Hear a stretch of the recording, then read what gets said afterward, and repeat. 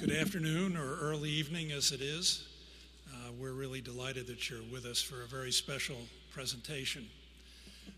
I'm Dick Solomon, the president of the Institute, and to start the evening off, it's my special pleasure to welcome the chairman of the board of the Institute of Peace, Robin West.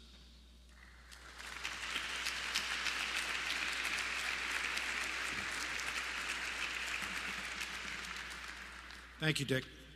Mr. Secretary, ladies and gentlemen, I am, as Dick said, Robin West. I'm chairman of the board of directors of the Institute of Peace, and on behalf of the vice chairman, Ambassador George Moose, and the members of the board, good evening and welcome to the Acheson lecture. This is the 5th lecture in as many years. We're delighted to welcome you to the George Shultz Great Hall, where you are right now, of the headquarters of the U.S. Institute of Peace. This building symbolizes our belief that peace is the soaring hope of humanity. It's located on the National Mall by the monuments to our great presidents, as well as the war memorials to those who sacrificed themselves to protect this nation. It is a statement of how we want to see ourselves in the world, and the world to see us. This building was achieved through a public-private partnership. Congress was extremely supportive, as was the private sector, including some leading corporations. One of the first, and I might add most generous, was Lockheed Martin, which has helped support the Acheson lectures as well. Private citizens also contributed both personal effort and funds to complete the project. Tonight's speaker was a leader, a tireless leader, in the effort to honor Madeleine Albright in the Albright Wing, which is right there, and we're deeply grateful for this assistance. The Acheson Lecture was established by the board of the Institute of Peace to recognize a great figure in the conduct of America's relations with the world. He was present at the creation of a new national security structure to confront the rising threat of communism, as well as one of the most enlightened, imaginative, and effective policies ever created in the U.S. or elsewhere, the Marshall Plan for the Reconstruction of Europe. In 2012, the old world is over. We confront utterly different challenges than we did in Dean Acheson's day. Asymmetrical warfare, failed and failing states, non-state actors, bitter religious and ethnic disputes, with an expanded international community of significant new players, often rising regional powers. The Institute of Peace represents an idea of profound importance, that this country must find nonviolent ways to prevent and manage international conflict and develop the capabilities to stable and reconstruct nations after war. Our job is to help find practical solutions for a dangerous world. And this is exactly what we're doing with our partners in the military and diplomatic community, as well as non-government organizations. On any given day, an average of 1/3 of USIP's, really America's, professional peace builders are deployed around the world in such challenging places as Afghanistan, Pakistan, Iraq, Yemen, Libya, Sudan, and Syria. They're involved in all those places tonight. Make no mistake, peace is a tough business in brutal places. The contributions of these people to U.S. and international security should be acknowledged. In an era of lowered resources and battle fatigue, we're proudly meeting our congressionally mandated mission while protecting American values and interests as we save money and lives on the ground. I want to salute with the greatest respect and gratitude the men and women of the United States Institute of Peace and their partners in the military and civilian services who go in harm's way for a safer, more peaceful world. The Acheson Lecture seeks to recognize not only those new solutions, but also the men and women actually responsible for implementing these solutions while protecting this country. Acheson lectures have come from both sides of the aisle, both sides of the Potomac, and both ends of Pennsylvania Avenue. What they have in common is that they are weight-bearing people. They have no choice but to decide and act. They bear tremendous responsibilities. Tonight's speaker continues that tradition. I'll turn the program over to Dick Solomon, who will now introduce our speaker.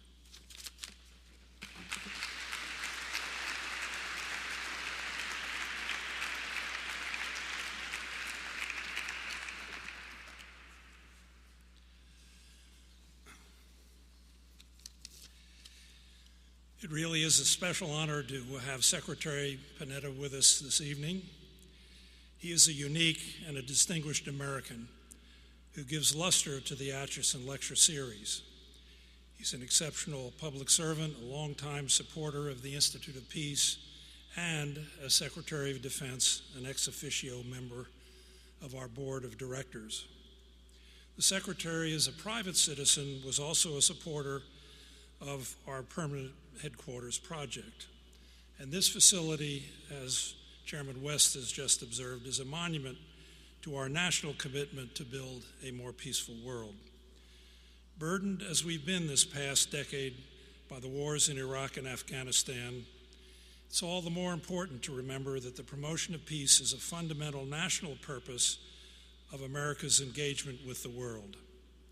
Peace building requires well-trained and committed professionals. It demands dedicated and risky work, and it requires partnerships. It requires the work of the Institute of Peace. Before introducing Secretary Panetta, let me say a few things about the Institute's origins, our work, and our partnership with the defense community. The national need for, and I quote, a proper peace establishment, unquote, was envisaged by our first president, George Washington, as early as 1783. Ultimately, however, it took 2 centuries and the trauma of the Vietnam War to lead Congress to embody Washington's vision in the Institute of Peace, which was legislated into life in 1984, just 1 year over 2 centuries. One of the unanticipated aspects of the growth of the Institute is the active contribution that we now make to our country's national security. Our work today with the military spans the full spectrum of what we do here at USIP, from practical training for service personnel in the skills of conflict management to collaboration between civilian NGOs and military professionals as they prepare for their deployments abroad, to the on-the-ground stabilization and reconstruction programs in zones of conflict around the world.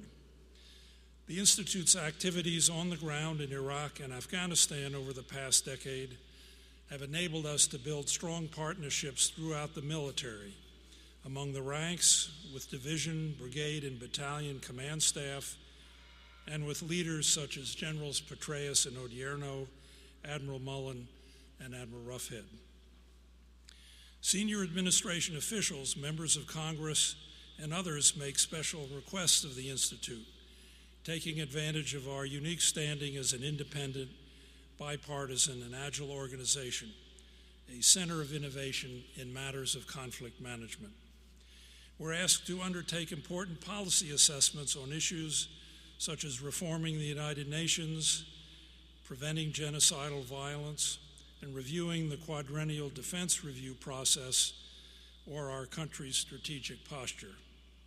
The Iraq Study Group was another notable Institute project, and Citizen Panetta was a distinguished member of the group before he returned to public service.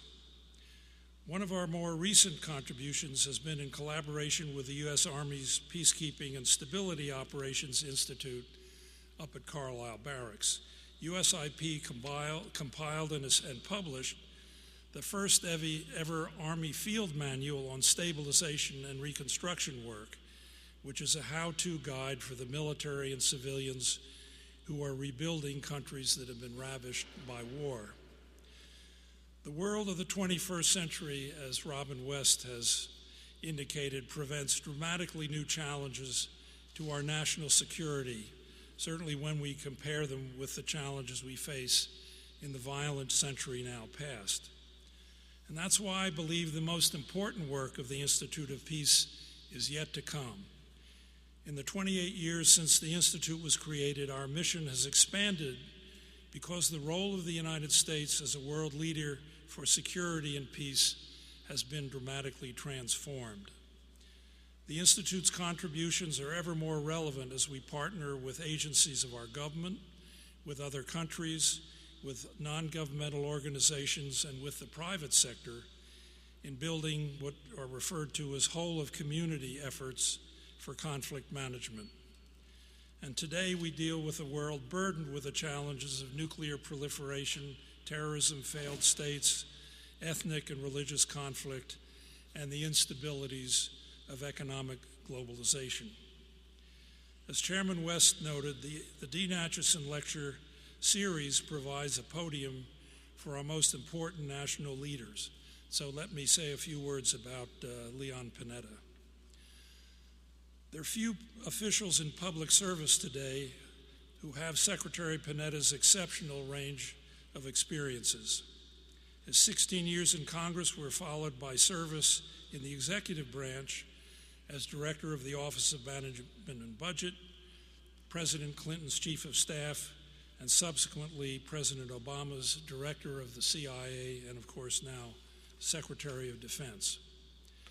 Secretary Panetta's public contributions extend well beyond the halls of government.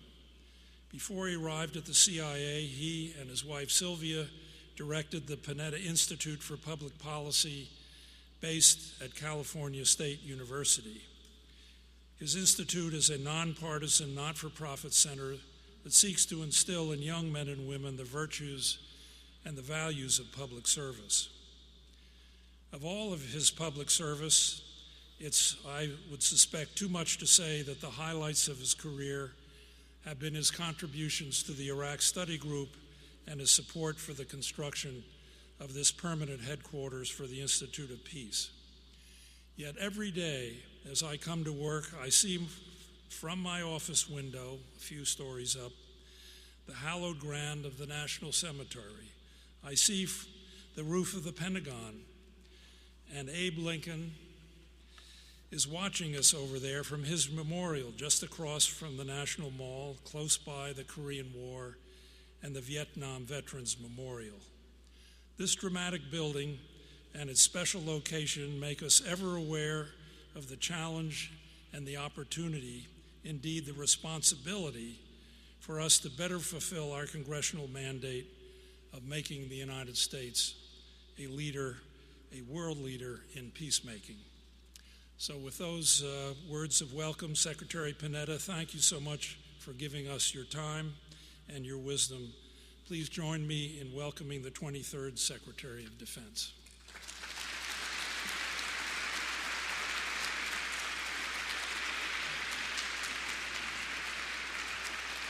Thank you very much.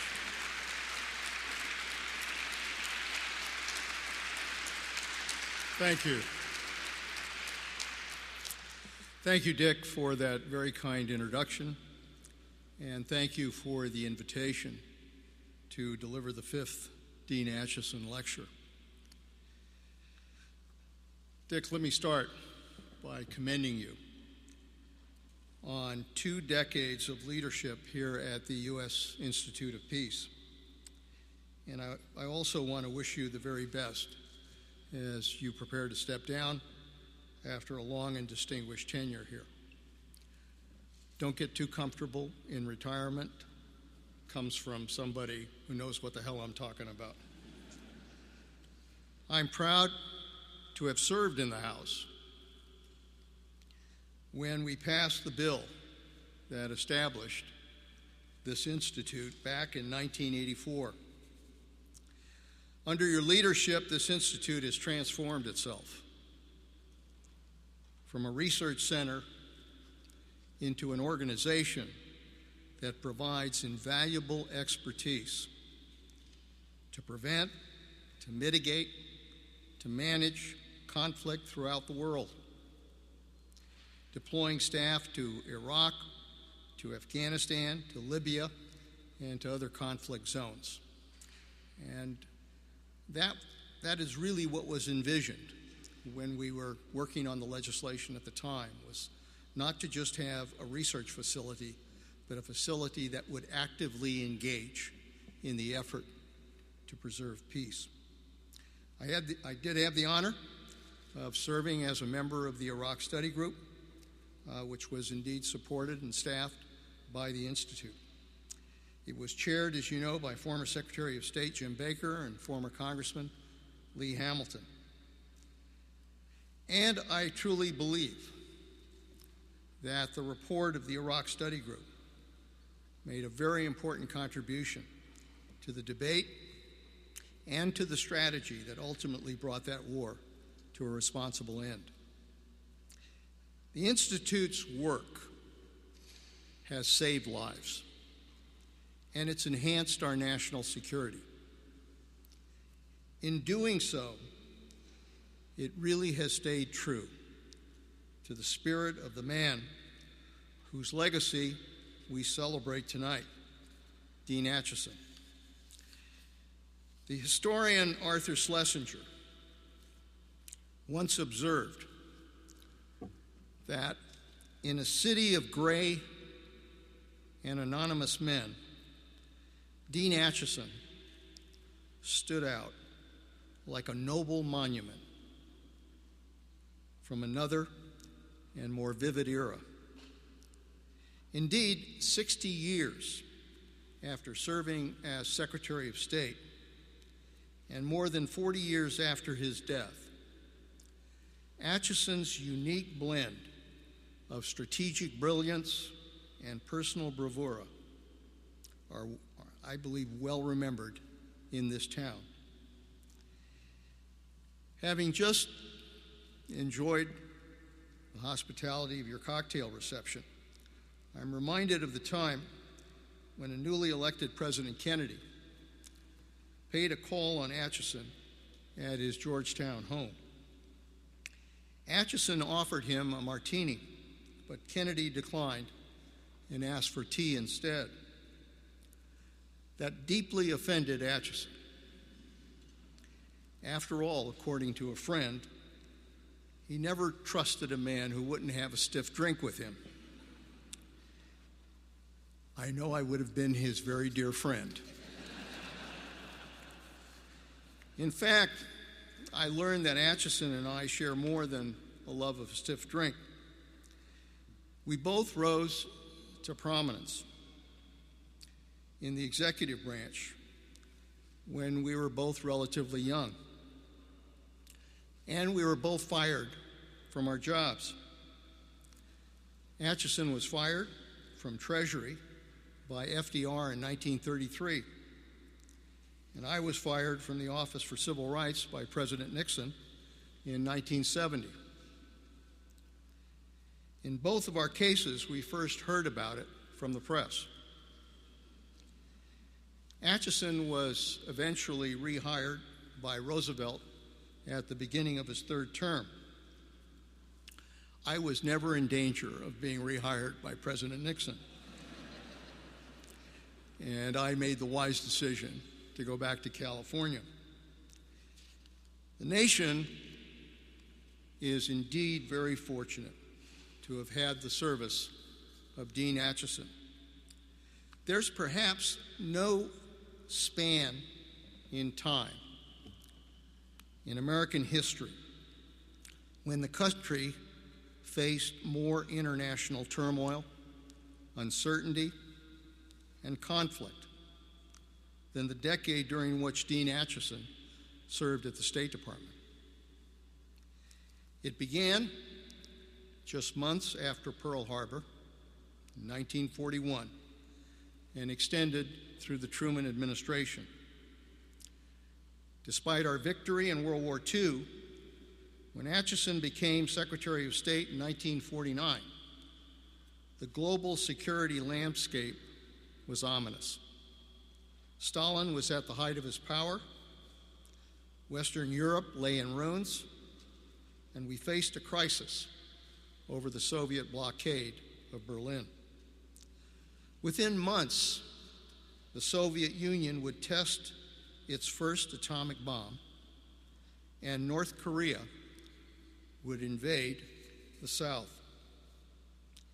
In the face of these challenges and others, Acheson helped guide the Truman administration to take some bold actions, from the Marshall Plan and the Berlin airlift to the intervention in Korea. Actions that asserted America's strength, countered the Soviet Union, and helped lay the groundwork for our ultimate victory in the Cold War. Dean Acheson was a leading proponent for bolstering and asserting America's military might. But Acheson also strongly believed that America should not seek to shoulder the burden and costs for global security alone. Instead, he understood that a key part of a strong defense was to build the security capacity of our allies and our partners. That legacy is deeply relevant to the argument that I would like to make tonight. In order to advance the security and prosperity in the 21st century, we must maintain and even enhance our military strength. But I also believe that the United States must place even greater strategic emphasis on building the security capabilities of others. We must be bold enough to adopt a more collaborative approach to security, both within the United States government and among allies, partners, and multilateral organizations. From Western Europe and NATO to South Korea, from the Truman Doctrine to the Nixon Doctrine, working with key allies and regional partners to build their military and security forces became a major component of U.S. national security strategy after World War II. This approach has endured long beyond the Cold War.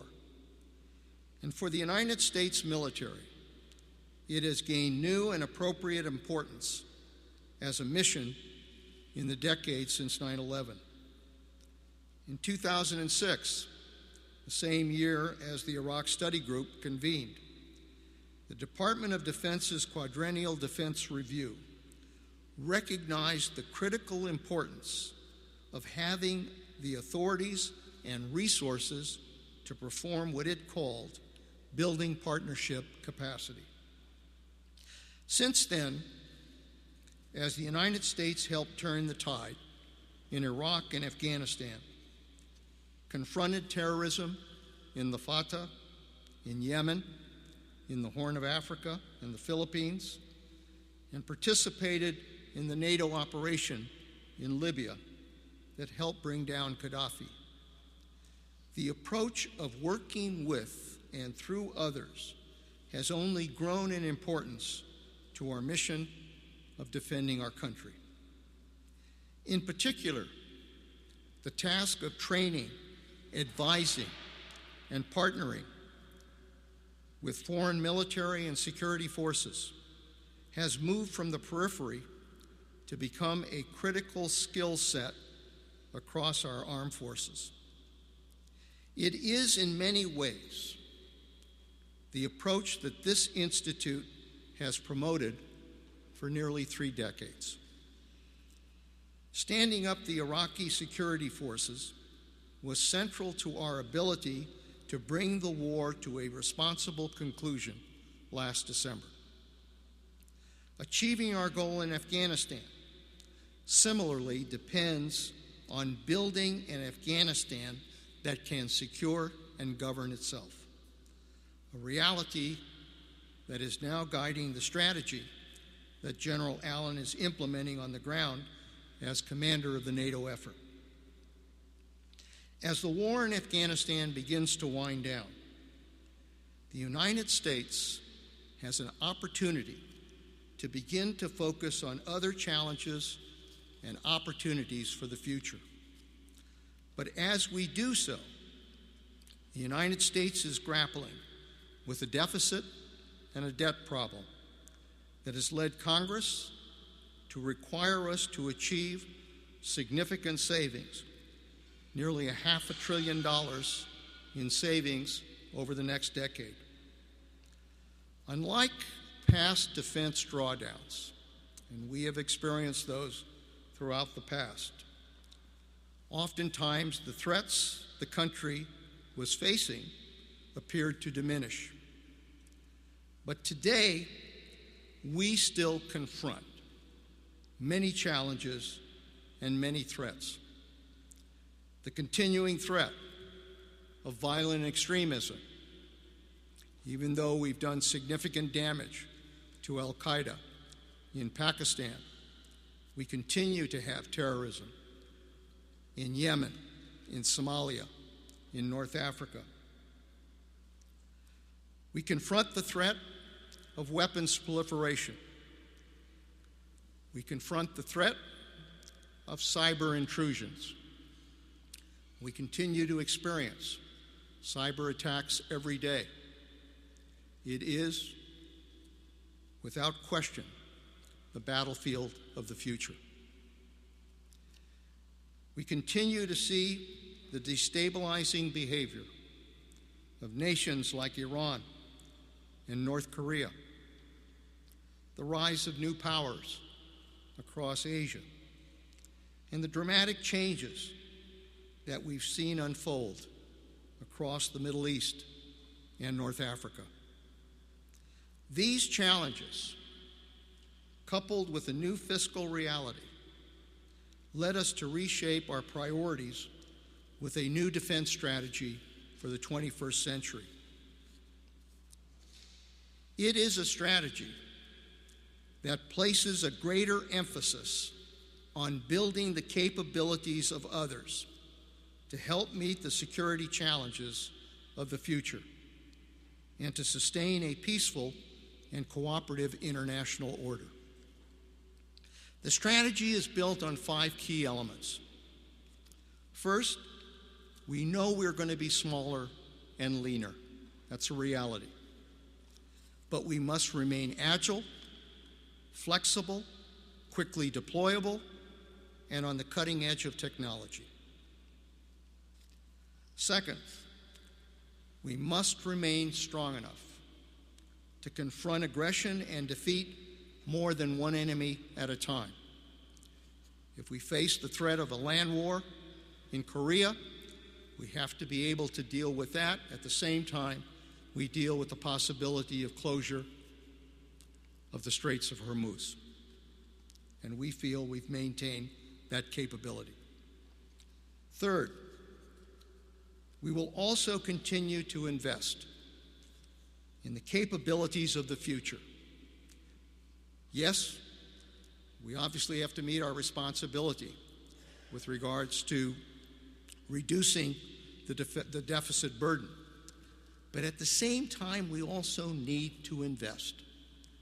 Invest in cyber, invest in unmanned systems, invest in space, invest in special forces operations, and the ability to quickly mobilize in the event of crisis, and also the importance of maintaining our industrial base. Fourth, our new strategy prioritizes the Asia-Pacific region and the Middle East. These are the areas with the most significant security challenges. In those regions, we will retain and even enhance our military presence to ensure that we can project power and deter aggression.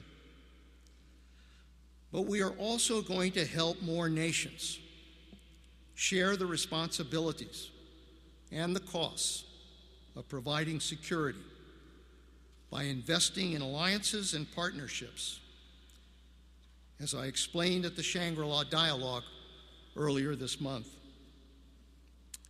And lastly, we will maintain a presence elsewhere in the world, particularly in regions like Europe, Africa, and Latin America.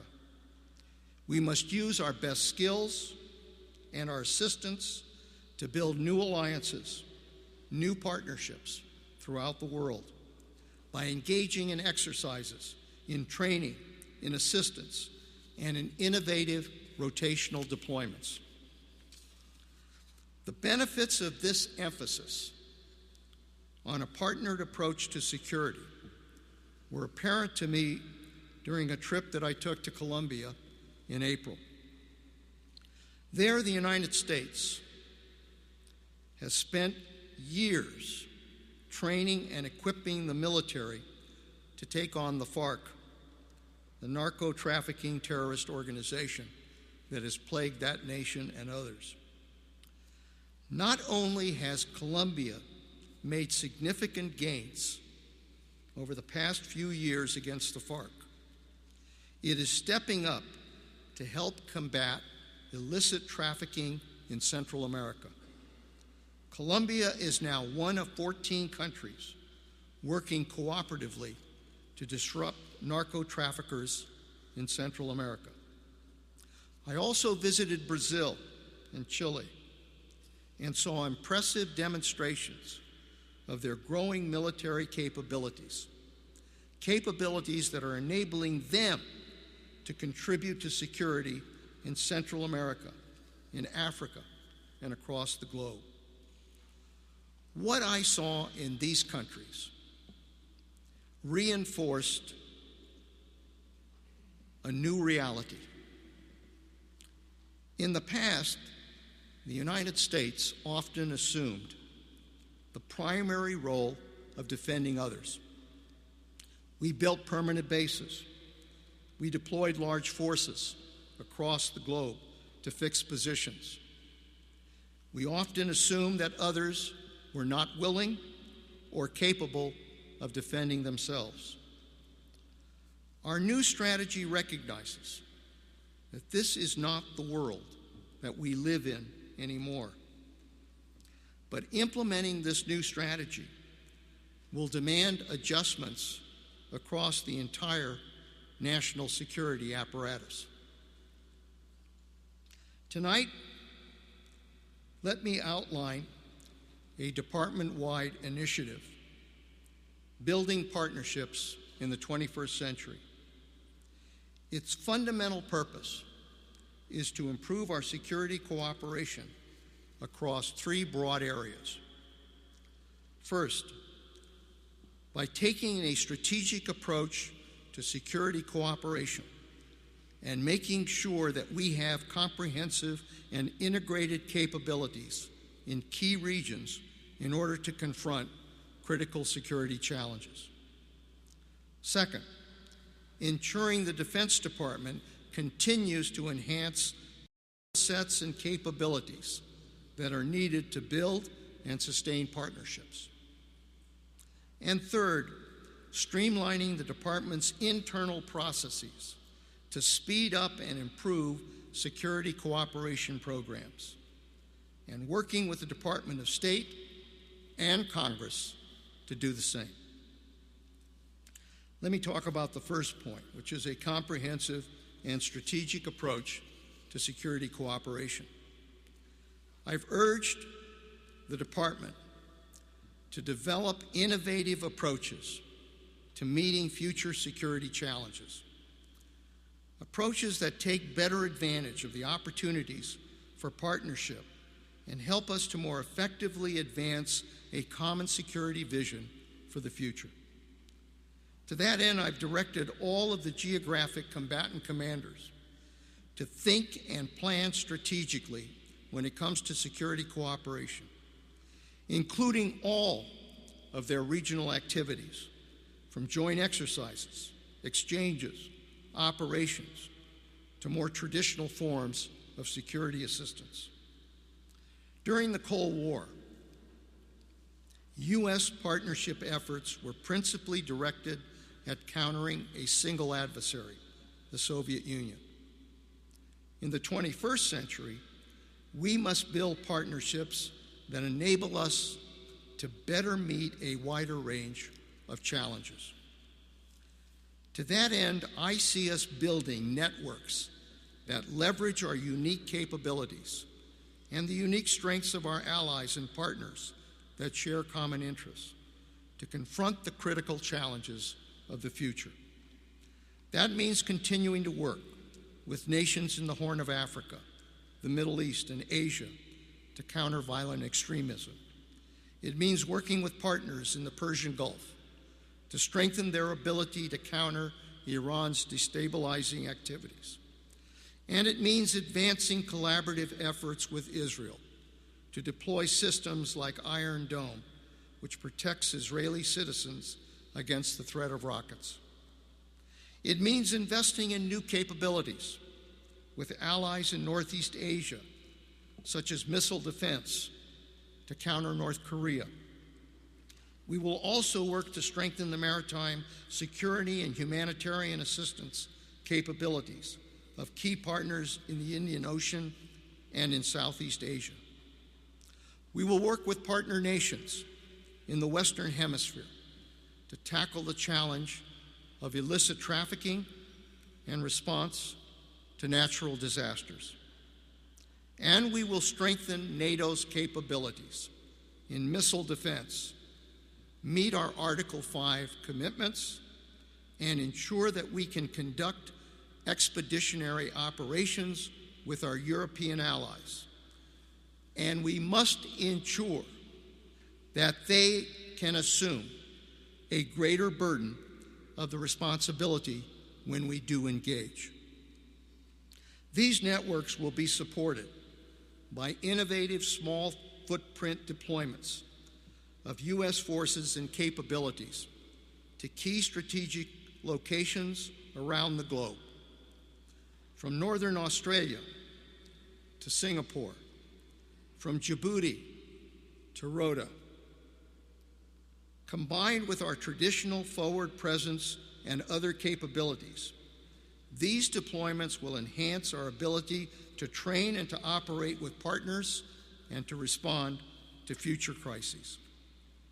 To succeed in these efforts, we have to coordinate even more closely with the Department of State. My goal is for the Department of State to have a leading role in crafting and conducting U.S. foreign policy so that we can reaffirm and strengthen our strategic approach to defense partnerships. But it is also clear that building partnership capacity is a key military mission for the future as well. The second area is to enhance DoD's capabilities in this area. Building strong partnerships around the world will require us to sustain and enhance American military strength.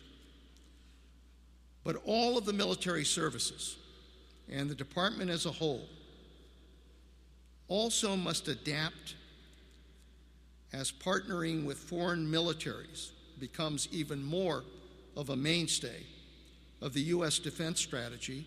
We have got to develop a partnering culture. To that end,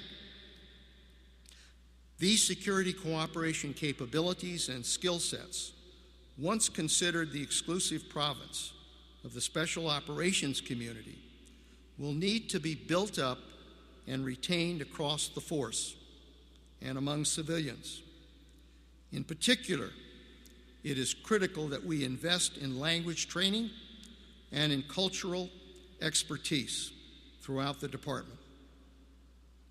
Building the capacity of defense ministries and other institutions, which have not been a main focus of efforts, must become more prominent.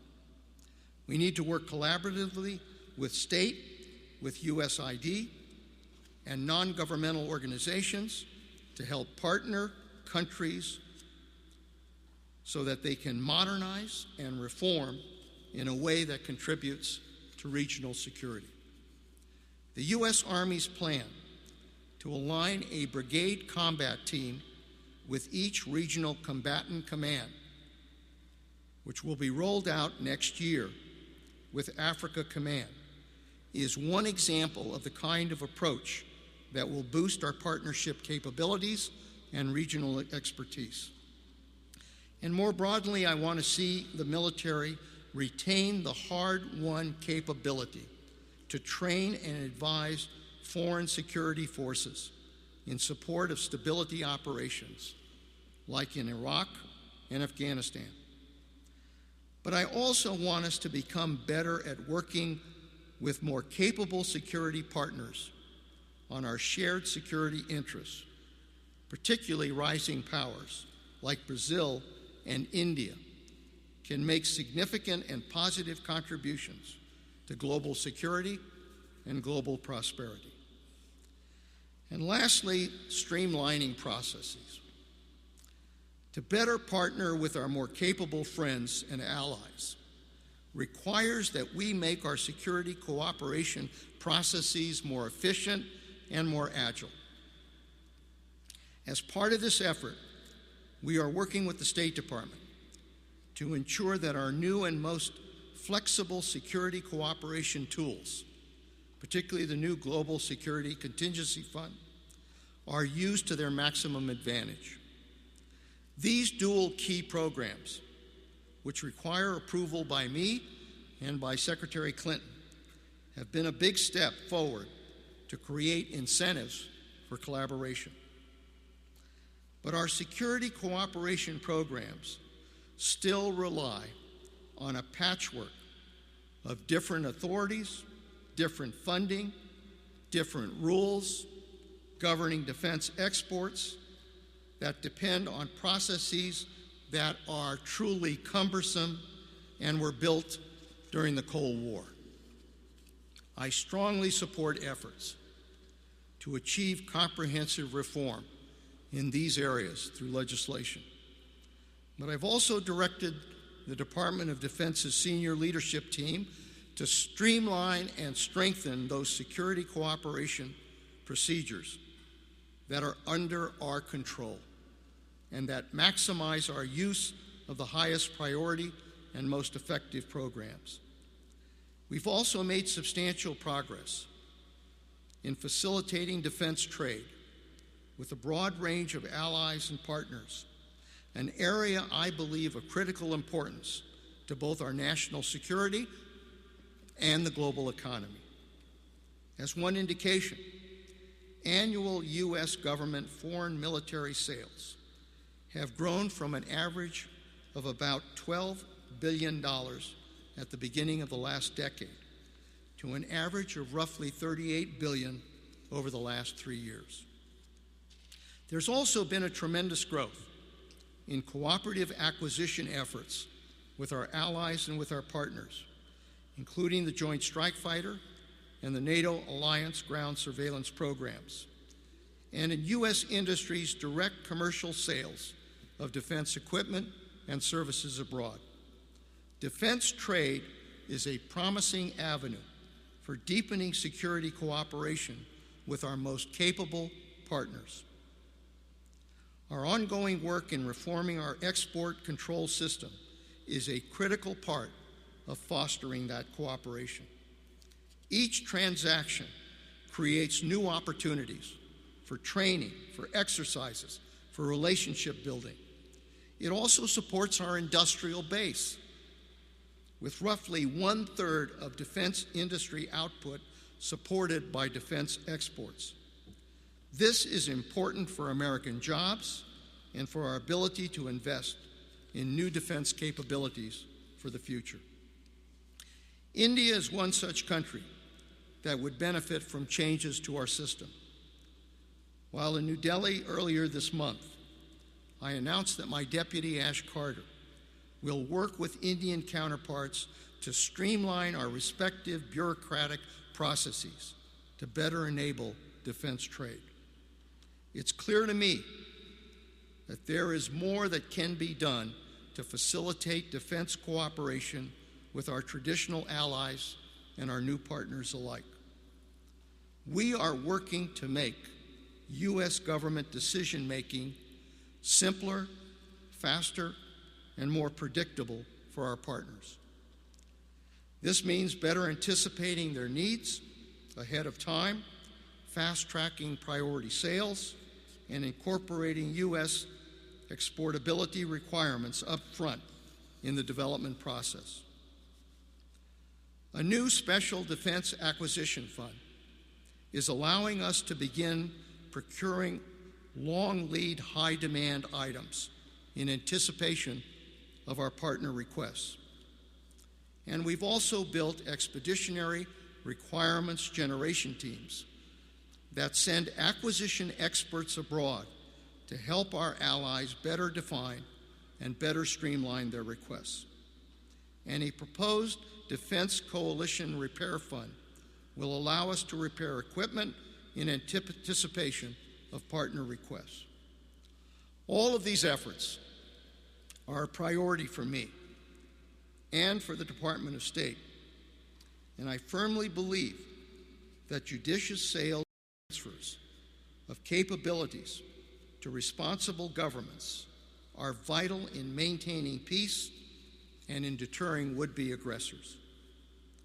The security challenges of the future require us to partner, and the plan of action I've outlined will allow us to do so prudently by protecting the crown jewels of U.S. technology while putting in place the programs and capabilities and processes to build partnership in the 21st century. But only some of this is within the control of the executive branch. Congress, too, must also take action, and we will work with them to do so. Speaking of Congress, the strategy I've outlined cannot succeed without their stable and consistent support. One of the greatest dangers to national security is the partisan gridlock that too often fails to address the problems facing this nation. I came to Washington over 40 years ago,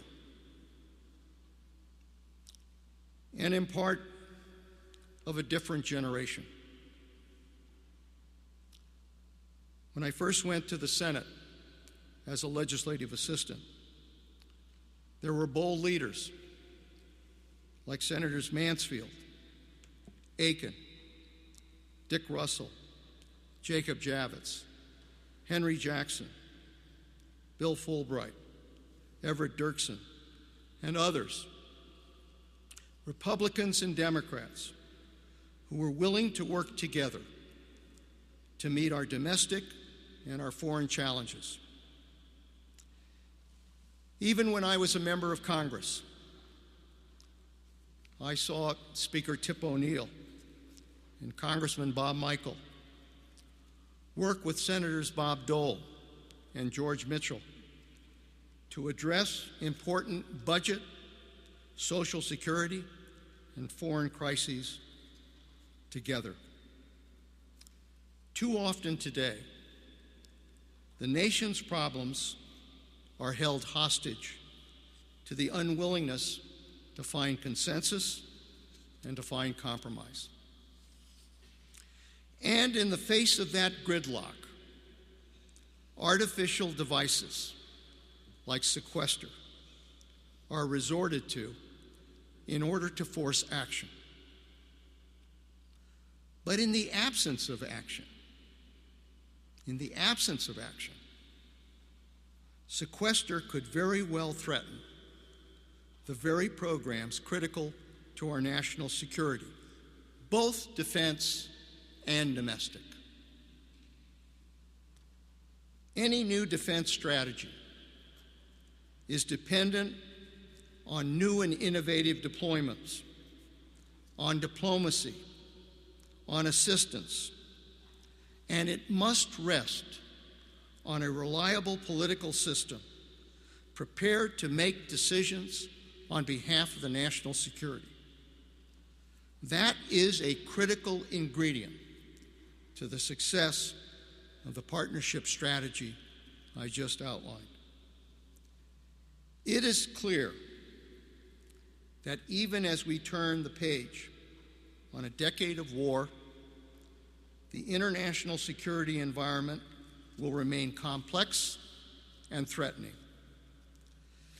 But as we look at each challenge we face, it is clear that we have many allies and partners who share an interest in helping advance a common security vision, and that we are more secure when they are more capable of helping themselves and helping us.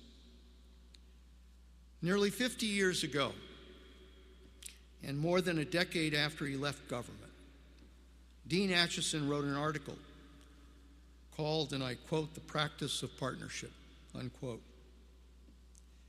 In the aftermath of the Cuban Missile Crisis, Acheson argued for a revitalized military strategy to counter Soviet expansionism. A key part of Acheson's vision was for European allies to build up their conventional military forces, complemented by a strong U.S. force posture and nuclear deterrent. He saw a strengthened network of alliances as the key to security and prosperity in his time. What I've described tonight are some of the broad outlines for what I've called building partnership in the 21st century. We must continue to map out a new plan to build up the strength of our allies and our partners across the globe, using both old and new tools. We must and we will remain the strongest military power on the face of the earth. But more than ever, our strength depends on our ability to govern and to lead, and it depends on capable allies and partners willing to help shoulder the burden of global security. That is the key to preserving and protecting not just our national security, but our democracy. Thank you again for having me, and God bless you, and God bless the United States of America.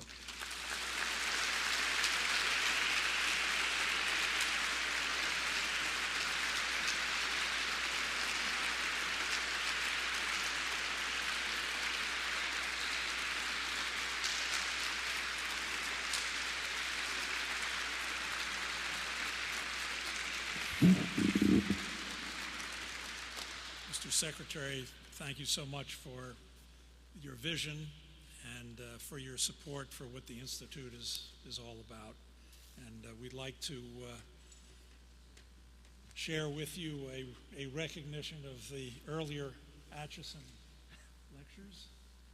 And Robin, please join me here.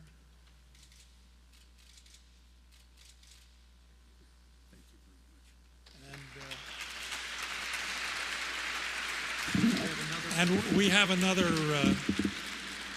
I won't say unexpected presentation to make, but this is a very special day for the Secretary of Defense. And we are extremely pleased to wish him a happy birthday, and all of you, as you leave, will have a taste of this very attractive cake to take with you. Congratulations, Mr. Secretary. Happy birthday to you.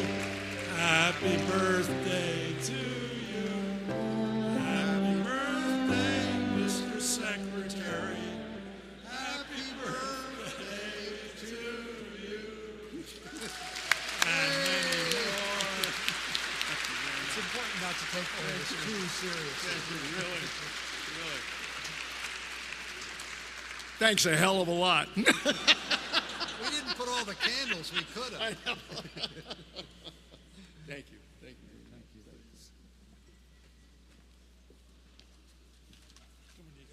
What do we do?